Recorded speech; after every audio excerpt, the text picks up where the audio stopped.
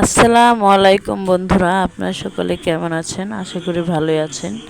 তো আমি আবারও আপনাদের মাঝে হাজির হয়ে গেলাম নতুন আরেকটি ভিডিও নিয়ে। তো আজকে আমাদের গাছের মিষ্টি কুমড়াটা অনেক বড় হয়ে গেছে, তো কেটে নিয়ে গেলাম। তো এটা দিয়ে আজকে একটা রেসিপি বানাবো।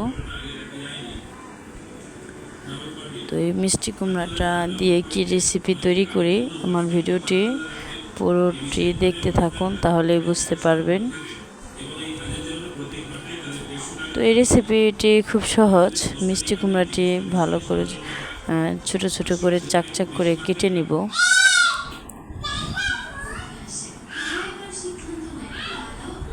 তো যারা মিষ্টি কুমড়া ভাজি খেতে পছন্দ করেন না, তারা অবশ্যই এভাবে রান্না করে খেয়ে দেখবেন, অসম্ভব টেস্ট হয়। আর আমার আজকের এই মিষ্টি কুমড়ার রেসিপিটি খুব টেস্ট হয়েছিল, যেহেতু আমি ভয়েসটা পরে দিচ্ছি খাওয়ার পরে। তো আপনারা আমার ভিডিওটি দেখে অবশ্যই বাড়িতে এভাবে রান্না করে খাবেন।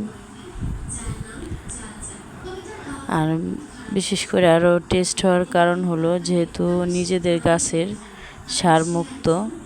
তো আমি এখানে মিষ্টি কুমড়াটা কেটে ধুয়ে নিয়েছি। এরপর আমি একটু লবণ দিয়ে দিলাম, এরপর হলুদের গুঁড়ো দিয়ে দিলাম। তো আমার এই হলুদের গুঁড়োর ভিতরে সব কিছু মিলানো আছে, তো এই জন্য আমার দিতে হলো না, ভেঙে ভেঙে একটা একটা করে দিতে হলো না, সব কিছু একটা মশলার ভিতরে দেওয়া আছে। তো এখানে আমার তেল গরম হয়ে গেছে, এখন আমি এগুলি দিয়ে দিলাম।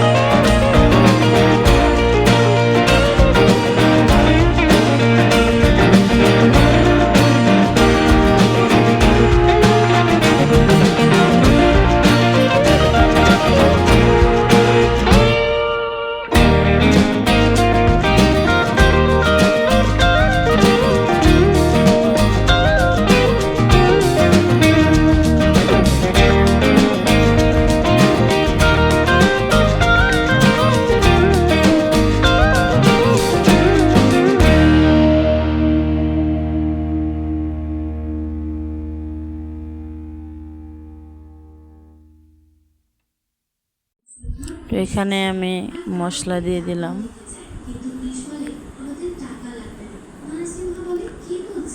তো হালকা মশলা দিলেই হবে, যেহেতু দু পেঁয়াজও বেশি মশলা না দিলেও হবে। তখন আমি দিয়ে দিলাম ভাজা মিষ্টি কুমড়াগুলি। আর মিষ্টি কুমড়াগুলি লো আঁচে ভাজতে হবে, বেশি কড়া জালে ভাজা যাবে না, তাহলে পুড়ে যাবে আর কালারটা নষ্ট হয়ে যাবে। তো এভাবে আপনারাও বাড়িতে করে ট্রাই করে দেখবেন, অসম্ভব টেস্ট হয় খেতে।